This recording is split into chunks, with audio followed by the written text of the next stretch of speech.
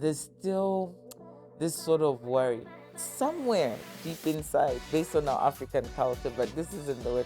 Now, there's just this fear that if people know that I've done a will, poison, I would die.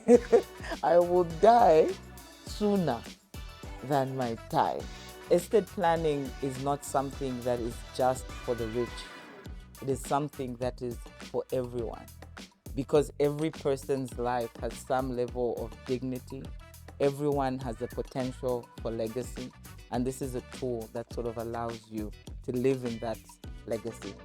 You can actually stipulate in advance that in the event that I'm unable to make a medical decision, this is the person who will do it. You see a lot of conflict now because there's the scenario, and this happens usually with wives and parents. Yes. Like, who are you to start making decisions over what happens to my child?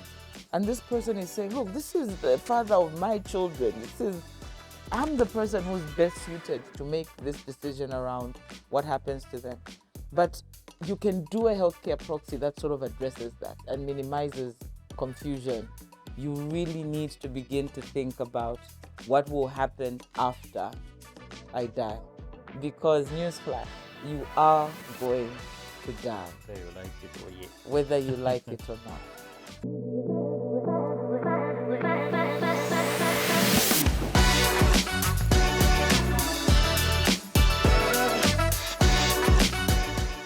Hello, welcome to Money and People podcast, the show that connects the dots between financial success and the power of human capital. Today we discuss wills, wealth, and peace of mind. And to help us go deeper into the subject, we have Kabanda Lopa Chilekwa. Kabanda, welcome to the show. Thank you. All right. So just to get everything started and for the sake of our viewers, who is Kabanda? Tell us about yourself. Who is Kabanda? It's always an interesting question. Kabanda is a proud, patriotic Zambian who happens to be a lawyer practicing here in Zambia. I've been a lawyer for the last 18 years. Oh, nice. It's a long time. It's a long time. I practice in private practice with my husband. We run a law firm together. It's called CCG Pro Company. And it's something that we absolutely love to do. We actually have a vision as a law firm. And our vision is enterprises having wealth beyond generation. African enterprises having wealth beyond generations. We sort of came up with that vision because we noticed something. We're very passionate about helping businesses, small businesses, big businesses, and the sort of potential that they have for the country. But we noticed something. Whenever a big business comes up that is set up by an individual, when that person dies, everything dies with Business goes, you know? And we just wanted to see how we could use our skills to contribute to sort of creating wealth that doesn't die when the key person in the business dies, but then goes on to serve 3-4 generations after them. So basically that's what we do, and that's what Kabanda is really about how can I use my skills to actually contribute to the betterment of this country that I love so much. That's really fascinating because, like you rightly said, growing up and even in present day, we've seen a lot of businesses just vanish once the owner dies. There's just no continuity, so much dependence on the owner and so on. So I think that's a really, really noble cause, and you might contribute to our wealth, I suppose. It certainly will. Yeah, fantastic. And what is something about being a lawyer that people often misunderstand? Often, when I introduce myself as a lawyer, someone will say, great, now I can get myself into trouble. I have a lawyer. No. Not at all. I'm certainly not going to be the person who gets you out of criminal trouble. So I can't go and say, do you know me? Do you I'm know me? I not have a going lawyer. to get you out of criminal trouble. Everyone needs a lawyer and assumes that they're a criminal lawyer. They are not. If you came to me with a criminal problem, we'll probably both end up in prison. Oh, wow. So, that's one misconception, that lawyers will get you out of criminal trouble. I, for instance, can only get you out of business trouble. I can get you out of real estate trouble, the real estate planning trouble. I can get you potentially out of conveyancing trouble. I'm not going to be able to sort out your criminal problems. Wow. And going back, do you remember the first will you ever drafted? And what stood out about that experience? Yes, I do. Um, it was a will for a lady who was actually having quite a bit of trouble with her husband. She was in a space in which she felt she couldn't trust him, and she wanted to ensure that she made provision for her kids because she was feeling very unsettled, very unsure about what her future looked like. What stood out for me was it felt like a very heavy responsibility. Mhm.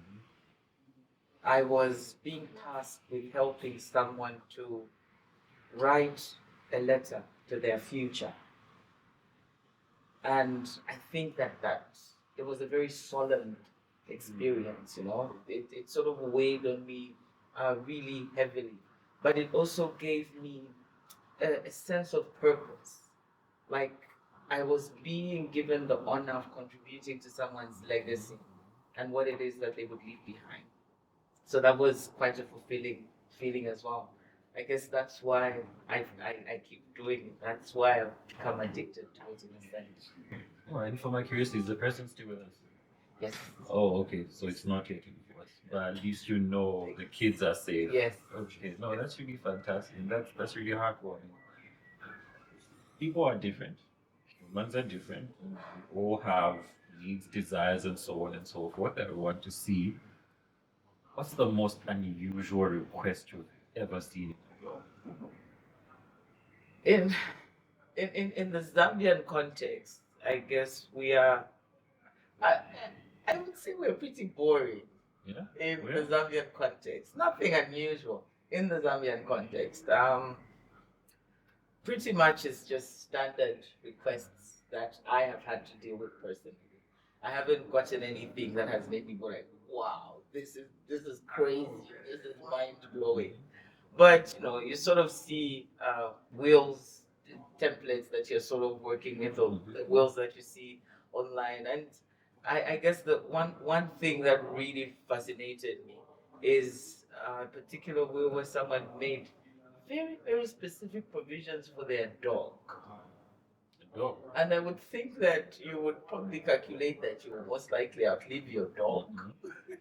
But they made very, very special, um, they set out special requirements for how their dog would be looked after, how the dog should be groomed, what the dog should eat based on the estate and what the estate should actually be paying for. I found that really fascinating. Was the person rich? Most likely. Ah, Most likely.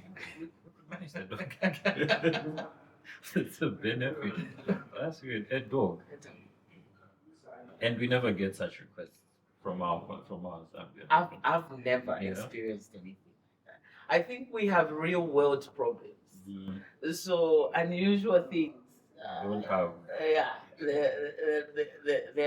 they're necessarily not going to feature because we're actually just dealing with the fact of how do I actually distribute this one house that I have. To then begin to think of unusual things as well. But I think that we'll begin to see that a lot more because now you can see that there's people who are passing paintings. That was something that only rich people in Zambia would do. But now you're seeing just ordinary Zambians doing things like that. So as we begin to get more into that space, we'll begin to see more unusual things, I would think. Yeah, we'll have a second interview, a catch up on unusual things. Probably just have an episode of unusual request. And I mean, we may not have been able to pull statistics and so on and so forth, but we do know that not many people have wills. in your view, why is it so important to have one? And what are people missing out, those that have not prepared their wills? I always say this.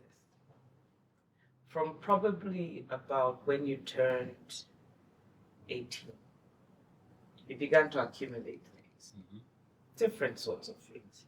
Things that matter to you, things that may not matter so much to you, things that matter to other people. Yeah. But you begin to accumulate things. And as life goes on, you accumulate all these things. And guess what? You are going to die. And unfortunately, where you're going, they don't allow you to carry all those things. So you have got to make sure that you tell the world what you want done with those things. That is one really critical component, right? That is just let's forget what we'll usually talk about, making provision for the loved ones and so on. As a starting point, if you just existed by yourself, not having to worry about anything, you've got to tell us, where are these things that you have accumulated going on? That's really important. If you don't do that, someone will have to. And the government has said, this is how we're going to distribute those things. The government has said that.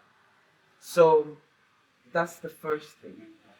But the reason why it's so important to make a will is you want to be able to ensure that the things that you want to get done even if you're not there. If you're looking after your parents, if you have a spouse, you have children, you've made commitments to your church, any number of things, a will gives you the ability to make provision beyond your lifetime. It gives you the ability to make sure that your children are well looked after. If these children are minors, you are given an opportunity to have a say in who it is that will look after these children. Should their other parents not be around as well, it enables you to make provisions for their well-being, for their school, if they're minors. It helps you to remain in the lives of your grandchildren, for instance, So a will sort of enables you to retain some level of control, even when you're not there anymore. And I think that that's pretty important. But what it also does is it then puts you in a position where you can sort of prevent disputes in the event of your demise. Because then you have made your wishes clear. And everyone knows where what is going. And so there are no fights. We've seen this many a time where families are dragging each other. Families have been decimated. Brothers and sisters not talking to each other anymore. Children and mothers and fathers not talking to each other anymore because someone didn't say how it is that their property was going to be distributed. So I guess what a will does is it allows that, based on the title of our conversation right now, it gives everyone some level of peace of mind. That is why it's important. Okay. And that speaks to things that the person owns. What about things that they don't own? So can I put in my will who should pay my debt without giving them the money? And are they bound to pay that? Did you say without giving them the money? Yes. Well, no. Here's what I would say. Essentially, what you're doing with a will is you're distributing your estate. So it will only go as far as the things that you own. Speaking to the debt issue, yes, if you have liabilities, the liabilities will have to be settled, but they are settled from your estate. Okay. And that is why sometimes you will find that people who owe, when the estate is distributed and everything has run out, because they can only get what they can from your estate and nowhere else. Okay. But you see, again, that's the will then enables you to take care of of liabilities as well by stipulating this is who you will pay before you do this. Those okay. So you can sort of make very specific allocations as to how your liabilities will be settled vis-a-vis the assets that you actually have.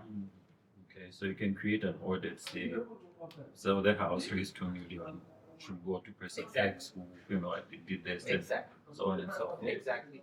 And that's really important. If you don't then leave those instructions, your administrator is then in a position where they've got to make those particular decisions, and they will end up selling a house that you didn't intend to be sold.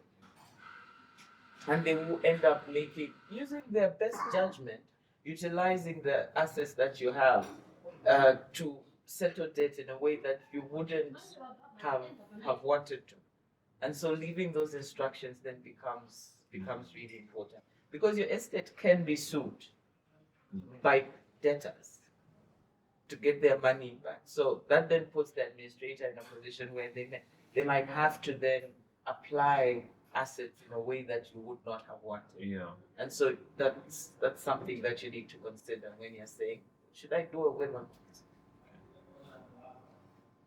And in terms of basic elements, what are those elements which make the will legally valid in Zambia?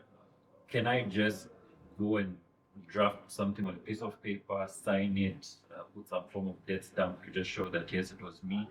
Or are there specific elements which are required to make it admissible anyway? A will is a very, again, I'll use this word, solemn document. So it has to be done very strictly in accordance with very strict legal criteria. So wills are essentially in Zambia governed by the Wills and Tested Succession Act. And it speaks to how a will is validated. The validation of a will is really important because it's what determines its enforceability. Whether the courts will actually approve it is about whether it's valid or not. And once a will that you have drafted is invalidated, you might as well not have had the will. So it's really important that you adhere to that criteria that validates a will. So the first thing that I would speak to would be capacity. It's really important that the person who's drafting the will has capacity. Now, the issues around capacity at the state, we've got to be over 18 years old, right? In order to leave a will. You've got to be mentally sound in order to leave a will. And that is why it's important that you do it as quickly as possible, particularly in these times when we're dealing with Alzheimer's. We're seeing it more and more. We're dealing with dementia. We're seeing it more and more. You leave it for too long, you get into a space where essentially whether you had sound mind will be questioned, and so you really need to ensure that you get ahead of that. So that's one thing, it's capacity. Where there's no capacity, the will be invalidated. So let's make sure that capacity is there. The second thing is that a will has got to be in writing, generally. We use the word generally because there are certain exceptions. Yeah. But generally, the will has got to be in writing. And it has got to be signed by the testator. So you could write a will, but if you haven't signed it, it's not valid. Sorry. Right? I said that there are some exceptions. There are certain exceptions that are made for where oral wills are allowed, or wills that are not signed. So let's say if someone is at war and they then are making a will for fear something is about to happen, they're about to die or something, they can then make their will. And that will sort of be validated. You can say there are witnesses who can then confirm that. But that's rarely ever applicable. So the rule that you should just bear in mind is that all wills must be signed. must be in writing, and they must be signed by the testator. The third component, very, very critical, is that the will must be witnessed by two witnesses. Not one, two witnesses. It's very, very important. And the rule there, again, just as important, is that the testator being the person who is making the will, must sign in the presence of both witnesses. And then those witnesses must sign in the testator's presence and in each other's presence. So if I draft a will and I say to you, oh, I've signed it, it's on my table, come and witness. And you come and you witness, and 3 hours later, someone else comes and signs, that will is not valid. So we have to be in the same room at the same time. Exactly. And in the event that somebody dies without a will, what are the steps? What goes on there? Like I had said to you, when you die, you leave stuff behind. And we've got to figure out what to do with those things, right? So the government has then decided that, look, not everyone will be smart enough to make a will. So we'll make a will for them. So I had said, if you die, having written a will, the process there is governed by the Will and Tested Succession Act. If you die without having left a will, your will is contained in the Intestate Succession Act. Many of us have heard of the Intestate Succession Act because many of us in the African context have experienced intestate succession in one way or the other. Maybe personally, with our own parents, maybe our aunt, maybe a friend, a neighbor. We've all seen a situation where someone dies without leaving a will and issues arise out of that. There's fighting, there's all these sorts of things. So this act essentially regulates how it is that your assets will be divided, how they will be distributed. It makes provision for the appointment of an administrator. Again, in comparing the two, in this particular case, the act says an administrator will be appointed. It doesn't say who will be appointed. So guess what? That uncle who you didn't like, who always used to do things that were not for your benefit, might get to be the person who is appointed by your family as the administrator because you haven't had a say. If you had a will, you would then pick the ideal person to distribute your assets based on what you think. So under intestate succession, there's a requirement for an administrator to be picked, but it doesn't say who. That's up to the family. The Intestate Succession Act also then stipulates how the assets will be distributed. So there's thresholds that are set out in there. So it's 20% to this the spouse, 20% children, so it's 20% parents, so it sort of stipulates. And these numbers sort of change depending on your circumstances. Or they're not cast in stone? They're not necessarily cast in stone to this extent. You might die with a child, no spouse, no parents, no dependents. Everything goes to the child. Everything goes to the child. Okay. You might die, you might die, like if he died, he doesn't have a spouse. If she dies, she doesn't have parents. So the numbers will change. And all this is stipulated in the act. That if you die and there's no spouse, this is what then happens to that 20%. A really nuanced issue that I'm always pointing out to people is we always just focus on those percentage distributions in terms of the assets.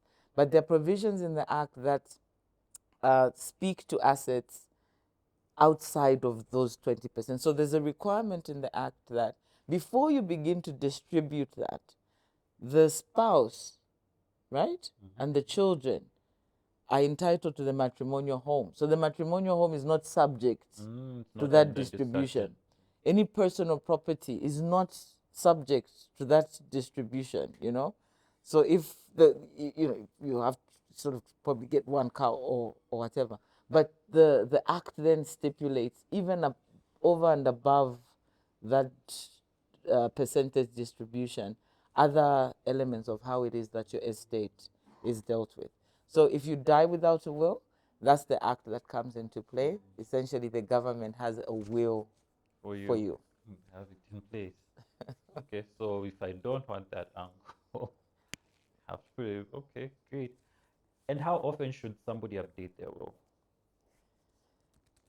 Absolutely critical. That's another problem that you face quite a bit, is that when a person is smart enough to prepare a will, they sort of feel accomplished. Oh, I've done it. Delivered. Oh, now I can sit. And a year later, they purchase a house. Another year later, they get a Range Rover. Then they make a couple more investments. So there's always things that are changing. 3 years after that, you sell one of your houses, but it was included in the will. So what you want to do is you want to create a habit where you have a will of periodically updating it.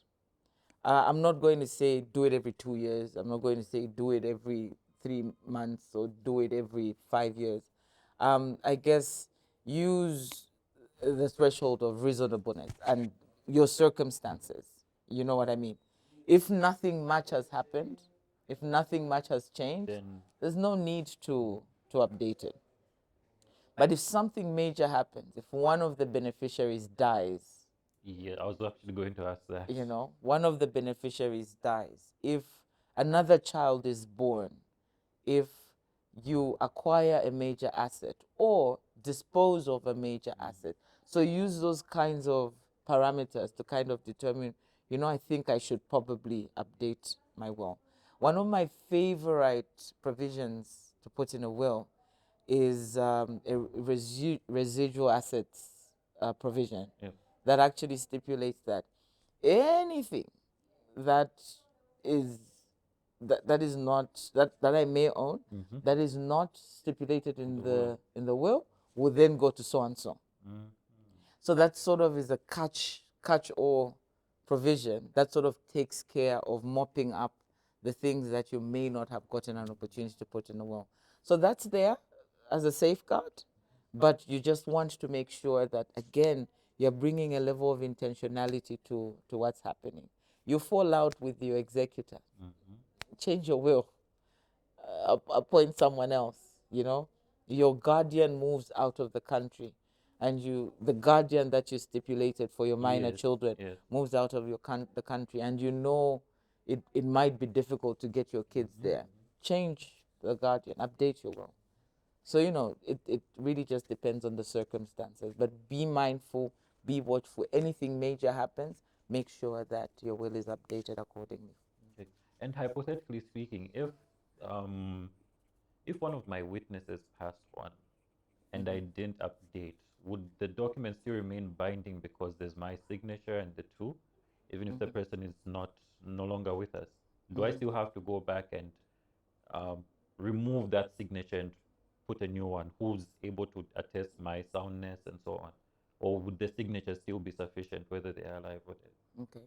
Um, Again, prudence then demands just update your your will. It might never be tested because the the witnesses might remain on the bench. Yeah. They might never be called into play. You see what I mean? Because no one is arguing about the will. You know? Yeah. No one is arguing, so that might pass. But in the event that an issue arises, that then creates a complication. If that happens, prudence then demands that just ensure that you get the will redone, well, restated, and have it witnessed again by someone who's potentially there. You know what I mean? Yeah. It won't necessarily invalidate the will, but you don't want to sort of put yourself in a position where issues might arise should the witnesses come into play. Yeah. Okay. No, definitely. How does having a will contribute to protecting generational wealth? I know you spoke about it earlier, but do you have experiences and so on where you've actually seen businesses and become sustained, because somebody was able to put in a will? I will tell you this. Wills are primarily tools for asset distribution and not management. So they're not very effective tools for ensuring generational wealth. You understand? They're useful to the extent that I will ensure that my business is taken over by Right. my son. But they're not useful for ensuring that my son properly manages that estate. You see what I mean? Yeah. So there is that limitation. Yes. So at least you can ensure it goes to person X, but what person X does with that, there's Yes. not much control. So what you see in the West quite a bit, and what you're seeing more and more, even in the African and Zambian context, is that people are using trusts a lot more now, as opposed to wills. Because what trusts are distribution and management tools. Because what I am then setting up is a framework in which my estate can be managed even if I'm not there for a very long time. And so it then becomes the more effective tool for generational wealth than the will actually is. Don't get me wrong, the will is a very important document. It will deal with things that relate to how is it that you wish your family to continue relating. You can stipulate that in there. It will deal with. It also sort of imposes a moral duty on someone, to do things in the right way. If you are mentioned in your father's will as being the person who's taking over from you, you're sort of left with this moral duty because he made his last wishes known. Yeah. So to that extent, it's a very useful document. But if you want to actually create a framework that sustains your assets over a period, a trust would be a more useful tool to use than a will. Okay. So would we be recommending both then, both a will and a trust? That's something that I personally do. But again, this is also based on what's your objective. Is your interest to actually have your estate perpetuated, or would you just like to pass it on to your children and have them do what they please with it? Is your goal to do what is said in the Bible, provide an inheritance for not only your children, but your children's children? So it's really about what's your game plan, what's your goal, what is it that you want to achieve, what legacy do you actually want to leave? So you're sort of making that determination. It's not, we get into a space where we say, oh, everyone should do a trust. No. What's your goal? What is it that you want to achieve? If I'm done with just the fact that I've given my children what my house is, I've given them all the money that I had, they can do what they want.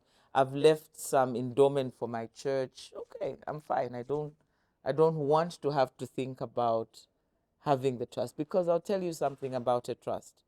It's a very hectic tool, unlike a will, right?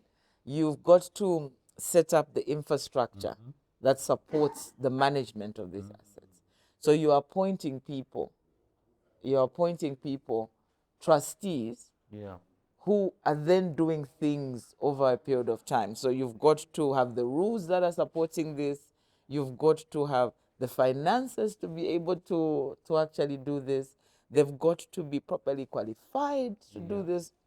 These are all things that you then need to think about and ensure that are sustained. So it's a very cumbersome thing to do, and so you've really got to have a set goal to do it in order for it to be effective. So it's not for everyone, but it's something that is certainly worth considering. Sounds very technical. It's not as technical as it sounds.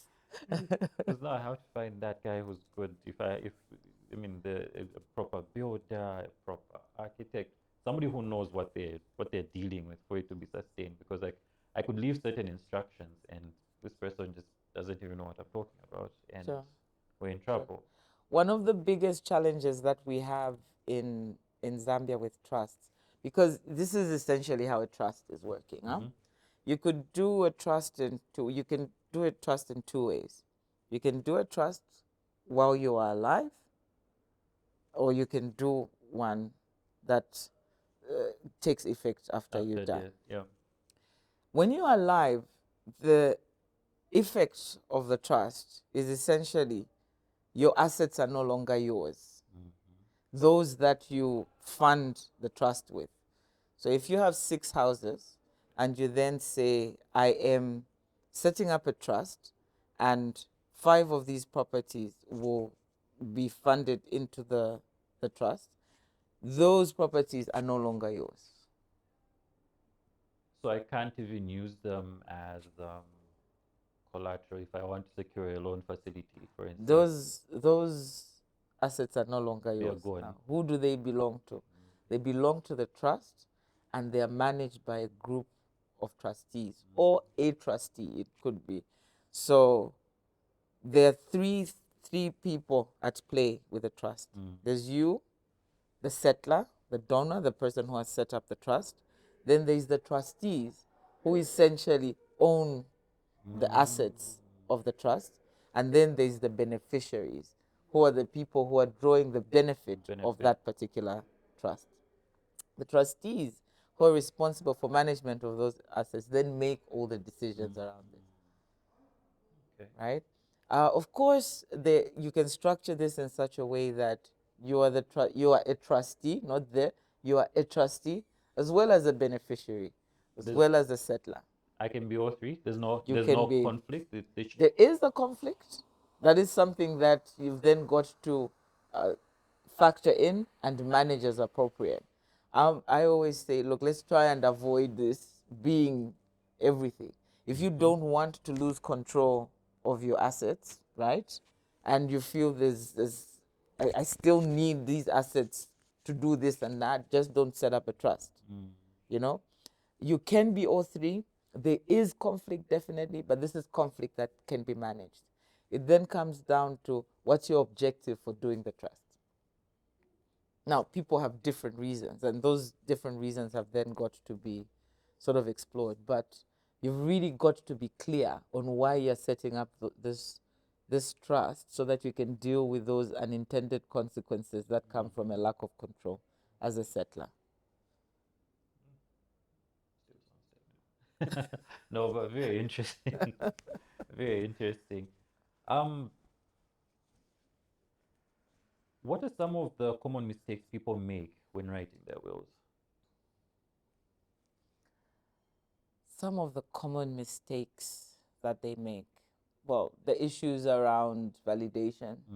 You know, you don't get the two witnesses. You execute the document. You know, what round robin. You know, sending. Yeah. Get a rider, send it. You know, that's something that people are not very alive to. There's a requirement when you're drafting a will that you specifically stipulate that any other wills that you have done before don't apply anymore. Sometimes people don't put that particular provision, and a will was done that creates then a battle of wills, because then, okay, so what was the intention here? Do you not just chase the last written one? No, it creates a battle of wills, basically, you know. And so you want to expressly stipulate that you have revoked all other wills. Because then it becomes a question of, comparing the two, what's not in here that was in this. So this, you see what I mean? So you want to avoid that, battle of wills. Beneficiaries witnessing the will, absolutely problematic, And So so wouldn't you argue transparency?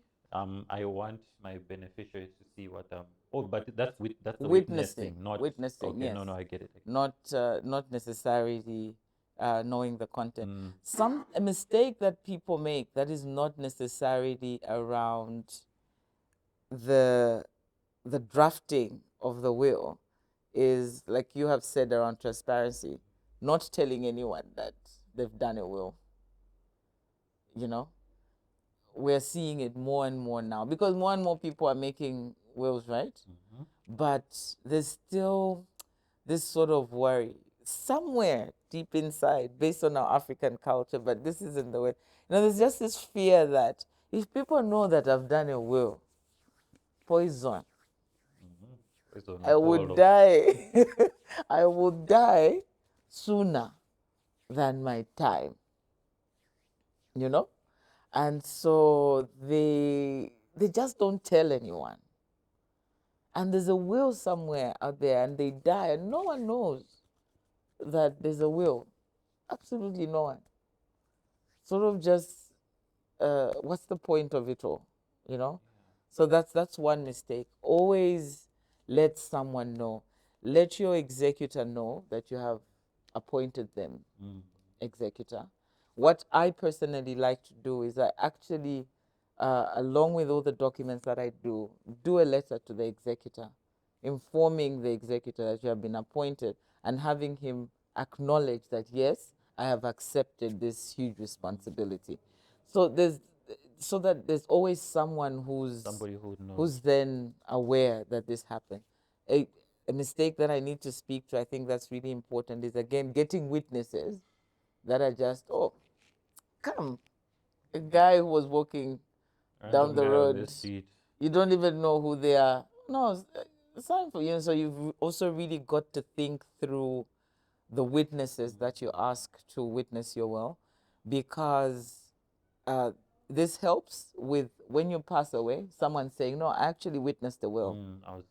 Yeah, so there's a will somewhere. So can we please find this will? One.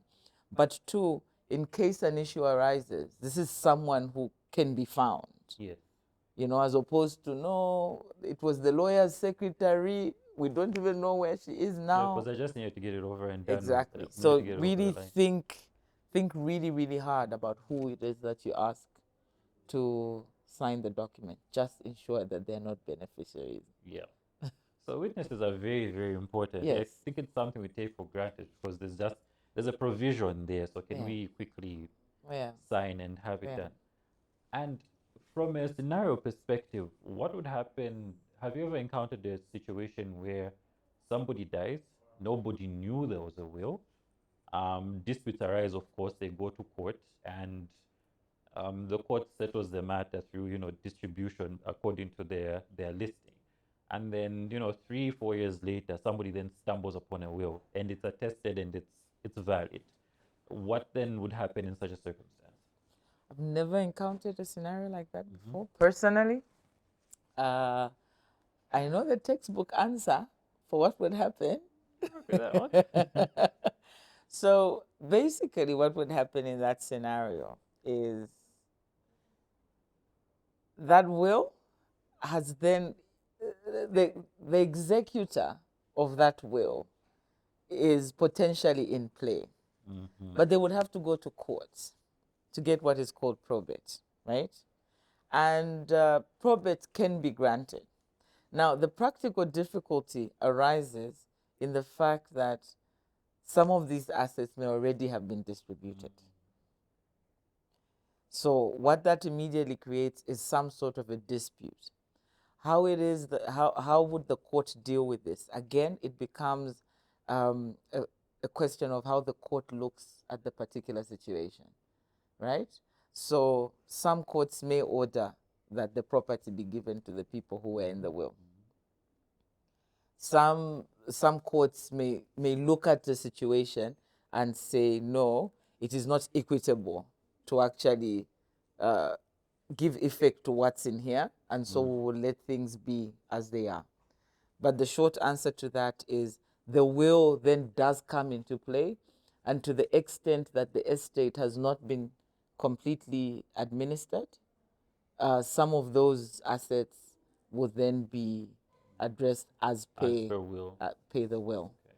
So and that creates a lot of risk for the beneficiaries, because you will be put in a position where you actually got an asset interstate, you got a gift interstate basically, and this is something that you're then using. It is something that you have deployed. It is something, and potentially it would then be taken away from you based on the fact that a will has shown up. In some jurisdictions, a limitation, the statute of limitation might come in. In some jurisdictions. In the Zambian context, not so much, but in some jurisdictions, a statute of limitation could come in to the effect that no, after a particular period of time, whatever will is discovered is neither, is neither here nor there. Okay. Okay. Now, interesting. How much have you ever encountered family disputes over estates that could have been avoided by a will? Oh, I guess all the times, Yeah. you know, where we see this all the time. I guess as difficult as it is to think about how you're going to distribute your assets, why should I give this house to this child and not this child? It's a difficult task to do, even as the person who owns the assets, Yeah. whose estate it is, right? Imagine the kind of difficulty that arises for people who didn't even own those properties. So inevitably what happens is that there's going to be disputes that arise. I've encountered disputes personally, you know, not as a lawyer, but as Kabanda, you know, as in families, neighbors, you kind of sort of experience this, that the Interstate Succession Act comes into play, and then there's issues around, no, but this wife, she wasn't even, she just came. She just showed up. Just here. Why is she getting all this? There's been disputes around this spouse's child, you know, or this is a stepchild. Should this stepchild be entitled? No, they're not covered under here. You understand what I mean? So there are all these issues that potentially arise. It looks simple that the distribution is 20, you know, that looks really 50, 20. It looks really, really simple. But when it comes to application, there are now those sorts of, who is a dependent? Which dependent is actually covered under the threshold of the Interstate Succession Act? All these things sort of then raise disputes. You have a will, you clearly stipulate it. Henry is going to get so and so. So it doesn't matter, are you a dependent? Are you a child? That's neither here nor there. You stipulate, I give this to my children, being blah, blah, blah. You will state your stepchild, if your consideration is that your stepchild should be entitled. That brings the issue out of contention. So that's how the will can then help prevent disputes. And are there any other culturally sensitive or taboo topics that make it hard for families to talk about wills, except for the one that we talked about? So now I know that I'm getting this house. So if this person is not in the picture anymore, but this house, can sell it, we're going to Dubai. I guess that's the major one. But I did allude to another issue. I've literally encountered people who say, I don't want my family to hate me. Now, you're going to be dead, by the way, but you're still concerned about what your family will think. So if I then give these assets to my mother and not my children, how will, if I give the assets to my wife and not my mother, how will my mother feel? Mm. You know what I mean? Yeah. How will my mother feel? Um, and those sorts of consideration have actually gotten people who have made the deliberate decision that their estate plan is the Interstate Succession Act. So some people can Yes. just say, Yes, that's my plan. I adopt it. The government is brilliant, they're smart. I like it. But what it does is that they feel more comfortable that they didn't have to make. so it's not me, it's the government. Yes, they didn't carry the responsibility of who took what. So some people intentionally don't do wills because they sort of are worried about hurting people if they then stipulate that this goes to this person and this goes to this person. Another thing is the minute that you're sitting, right, and you think I should do a will, you start panicking. Maybe I'm dying. This is Why my am I- fourth, and I'm starting now. Why am I thinking about wills, And so we then don't draft the wills as if it will prolong our life. That's another issue that I have seen. Another thing is around, and I found this very, very interesting, a concern just around how terminal a will is. Because it's a distribution tool. Yes. So what it essentially just does is that you're sort of just like terminate, like you're writing down a distribution of everything, and you're essentially contributing to bringing you to an end. And that sort of makes people really uncomfortable sometimes, and they sort of don't want to address that, because it then deals with that finality of it all, that we're not here forever. Yeah, so they'd rather not just address it. For those people, they actually prefer that they do trusts more than wills. And what role does transparency and communication play in planning? Okay. We sort of spoke a little bit. Yeah. We sort of spoke a little bit about this.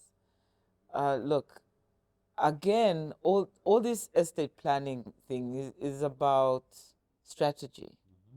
It's about you assessing what's your long-term goal. What is it that you want to achieve? But it's also about what do you want to do this alone, or is it a family issue? You asked about generational wealth. Yes. Now, the idea behind generational wealth is that there are other people involved. You cannot talk about generational wealth as an individual. It won't happen. As long as there are other people involved, it's then really important that people are aware what are these plans that you then have, and that these plans are jointly administered. Right from the bat, you must begin with having conversations with your family around, this is what we are intending to do with this estate, right? We want to create this sort of legacy as a family. We want to ensure that children in this family go to these types of schools. We want to ensure that we have these philanthropic endeavors. We want to ensure, you know what I mean, that this is how family members are looked after. Again, those are things that you have to create a culture around. So communication becomes really important. That from when the children are young, you and your spouse have collectively made that intentional decision that this is the culture that we're going to have around this to create this legacy. And so that communication becomes really important. And that's in the more idealistic, the bigger picture kind of.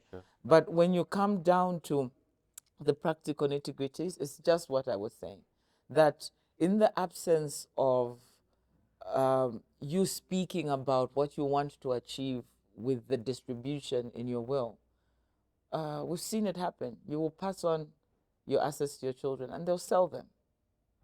They'll just sell them. If you had discussed this with your family, that, it's clear that this is the intention that we have for these assets, although they are moving on from me to the next person, they'll then carry that culture along. That's profound. So, let me not say I. These things are turning on. So let's just call the person Ginger. So Ginger is married. Um, Ginger has a husband and 4 kids. They have a Range Rover, a 3 bedroom flat, a 12 bedroom mansion. They've got bonds and treasury bills and shares in your biggest sugar company. Ginger doesn't want the interstate law to come in. Ginger wants to write the will. What's the best way in which Ginger can balance these things out? That's a really difficult question to answer because it is not uh, a one size fits all kind of scenario. You know, just consider it. How do you manage your life? How do you make provision for people in your life? How do you plan the day today? You have then just got to bring that sort of mindset and intentionality to how you're writing the will. You know, you've got to put feelings aside. You know, we're always worrying, oh no, but if I really think about which child here will better manage this, you know, which child here will better manage this? Is my husband in a position to be executor? No. I think my brother has more presence, he has more financial aptitude, he has more, you know what I mean? Make that difficult decision that the executor will be your brother and not your husband. So you've got to be ready to make those difficult decisions. But then you've also got to understand that you've got to invest in expanding your worldview a little bit more. Read on estate planning. Read, watch podcasts. Try and get as much information as you can that will inform how effectively you can then do that distribution.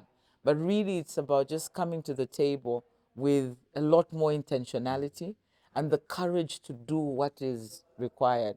And knowing that you won't even be there when these things are finally being distributed helps. You know, no one will be there to castigate you. Even if they you, will, did, you will be sitting pretty somewhere else. I'm So, you elsewhere. know, that should give you the courage to just really think through not how would people feel, but rather what is best for those that I love.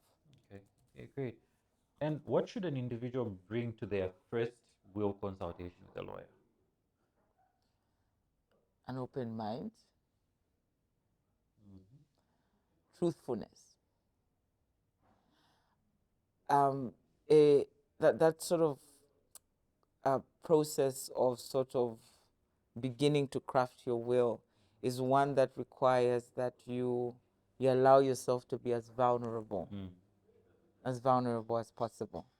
So in that session, you know, all these things around, okay, what are the things that we're putting in the will, in my opinion, shouldn't even come in. It should really be an opportunity to sort of speak to what your legacy concerns are, you know? So you've really got to come with the vulnerability. That's the word. Even more than open-mindedness, it's vulnerability. You've got to be able to put your heart and soul on the table and say, these are my concerns, these are my hopes, these are my fears. To what extent can we use this tool that I'm here to discuss to mitigate some of these issues and to sort of consolidate some of the gains that can come out of this? So that's what I think, that the most important thing that you must carry is that vulnerability, to just lay yourself bare so that you can give the person who's helping you do this as much information as possible to do it right. Would you recommend digital wills or online templates? Are these legally binding?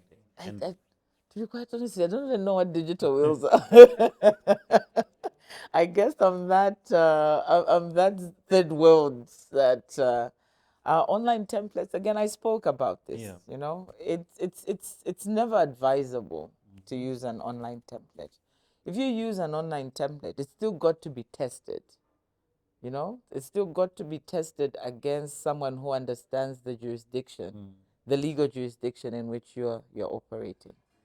I'll say this: you're better off using an online template than not having a will at all, as long as you ensure that you read up a little bit on the validity of the will and you take all the steps that are required to ensure that the will is valid. You know, get as much information as you can. Don't just pluck out a document, Yeah. slot in your Fill out. assets, Yeah. and sign it and put it away. Tell someone, "Oh, I have a will there." Do educate yourself. Educate yourself. Read as much as you can to sort of understand some of those more nuanced elements. And yeah, if you do that, um, online templates are fine, but not advisable. It's really, really not advisable. You want to put yourself in a position where you do this right. And tapping into someone who understands how it should be done right is a useful thing. And you guys have the gift of cases and history, isn't it? Yes. You would have dealt with so many of them, and Yes. you could actually tell the person, this you're thinking, we dealt with three other similar cases and it did go well. So it's, yeah, so it's better to come through to is. yeah, to a It is. professional. It is. And in cases of storage, do you have to submit a will somewhere? You can. There isn't any stipulations as to where you need to place your will, right? You can put it in your house anywhere.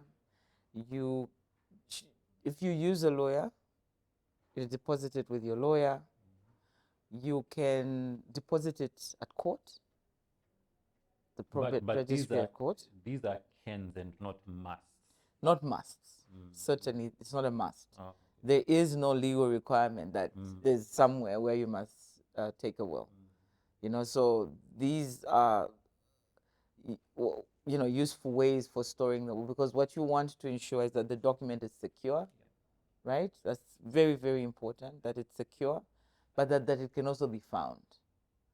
And the more that you utilize avenues like a lawyer, depositing at the court, depositing at your bank, if that facility is available at your bank, the more you sort of maintain the integrity of the document.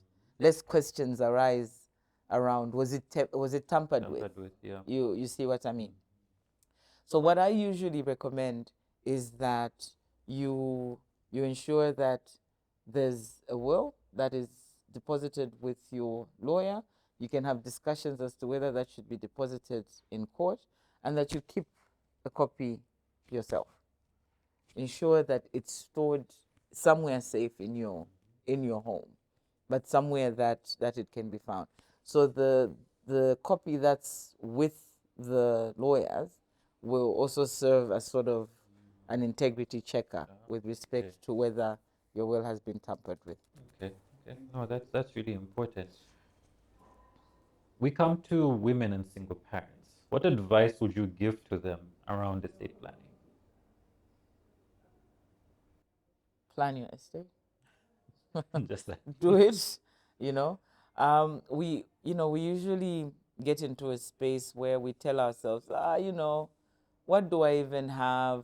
What I don't have anything that requires me to do this, or I just have one child. Someone will take care of the child when I die, you know. But I think that estate planning gives you an opportunity to sort of control how it is that your child, if you're a single mother, how it is that this child is actually looked after. Remember, I spoke about stipulations relating to a guardian, that you can actually select a guardian and create an environment where if you die, your child actually even knows where it is that they're going to. While you are alive, you would deliberately create a relationship between this person that you have selected and uh, and the child. So just thinking through, just the process of sort of thinking through how everything will fall into place. When you begin thinking about it, you will find that there's so much that you actually need to address, you know? You begin to see this look like it's something that I needn't worry about. But now you're deep in the Yes, details. you know, this will be left hanging, and this will be left hanging. Oh, this is how I can do this. My last salary can be used for the, you know what I mean? And I'm guessing it also helps you plan for the present because, like, maybe I haven't done enough investment. Exactly. I can't only leave, Exactly. this amount for how Exactly. they sustain themselves. So I need to work a little harder. Exactly, exactly. But you know, estate planning is in a sense not even just about death. You know, we ignore this. Estate planning is wider, and it's also dealing with your incapacity. Eh? There are tools that are in place to ensure that in the event that you are unable to do something while you are alive, you have put in place people who will be able to do that. I'll give you an example of a healthcare proxy, a healthcare power of attorney, that you can actually stipulate in advance that in the event that I'm unable to make a medical decision, this is the person who will do it.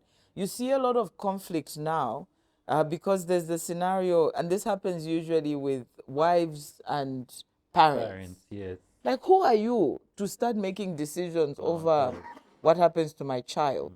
And this person is saying, look, this is the father of my children. I'm the person who's best suited to make this decision around what happens to them. But you can do a healthcare proxy that sort of addresses that and minimizes confusion in a sense, you know? The issue of a living will, which is different from a will. So a living will is what is called an advanced healthcare directive. That you can actually have a document that stipulates, as per example, do not resuscitate. That's an issue that we deal with sometimes, that you're brain dead, your family just doesn't want to let go. The doctors have determined that this person is surviving on An oxygen. yes, you know, and so they continue to incur bills, they continue to suffer emotionally because they don't want to make the decision. You can make that decision in advance for your family and give them some peace of mind that, look, for me, do not resuscitate. You see, so there are all these tools for estate planning that are not necessarily dealing with just, oh, my assets are being distributed. That you are essentially looking at the management of your entire life, dealing with death as well as incapacity, you know? So even as a person who thinks, oh, you know, I don't have any assets, you've got to think around some of those particular issues. Oh, that's very important for us. And in closing, are there any final words for our viewers and listeners who've been procrastinating writing their wills? The government has a plan. The government has a plan for you.